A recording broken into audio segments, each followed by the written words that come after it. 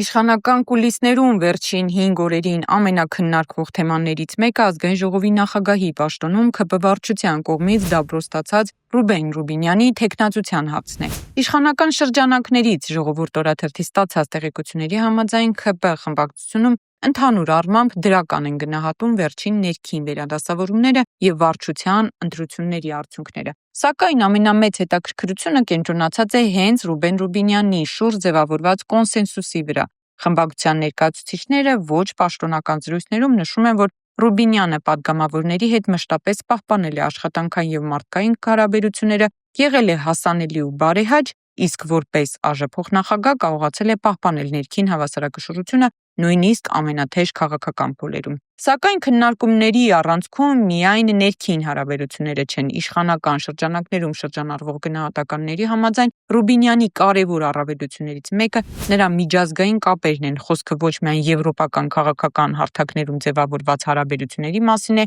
այլ նաև այն հանգամանքի, որ նա ըստ իշխանական պատգամավորների ընդունելի է նաև ռուսական քաղաքական շրջանակների համար։ Այս համատեքստում անխուսափելի են դառնում համեմատությունները գործող ԱԺ նախագահ Ալեն Սիմոնյանի հետ։ Իշխանության ներսում կարծիքներ են հնչում, թե ռուսական պաշտոնական շրջանակներում Սիմոնյանի նկատմամբ վերաբերմունքը երբեք միանշանակ դրական չի եղել, մինչդեռ Ռուբինյանը կարող է հանդես գալ որպես ավելի կոմունիկատիվ եւ տարբեր կենտրոնների համար ընդունելի քաղաքական դեմք։ Միևնույն ժամանակ իշխանությունը կարծես փորձում է վերաձևավորել նաև խորհրդարանական պաշտոնական գիծը Ազգային ժողովի փոխնախագահների թեկնածուների Վահագն Ալեքսանյանի եւ Հայկ Կոնջորյանի ընտրությունը եւս բուռն քննարկվում է խմբակցությունում։ ՔՊ-ում նրանց դիտարկում են որպես այն գործիչները, որոնք պետք է ստանձնեն ընդդիմության հետ ամենասուր բախումների առաջնագիծը եւ դառնան իշխանության քաղաքական հակագրոհների հիմնական խոսնակները։ Դա է եղել նաև պատճառը, որ ՔՊ կանանց Ալխազ